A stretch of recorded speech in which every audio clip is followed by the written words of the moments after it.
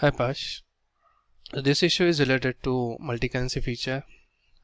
This is live tenant and I have turned on the multi-currencies. So the home currency for this tenant is KES, and I'm going to add purchase order, and in the purchase order page I'm doing quick add for the vendor. So I got these options and I'm selecting one of the options from the list.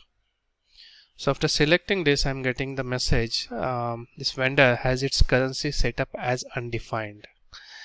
So when we add when we do quick add, we are expecting that newly added customer or vendor should have currency set to the home currency of the tenant.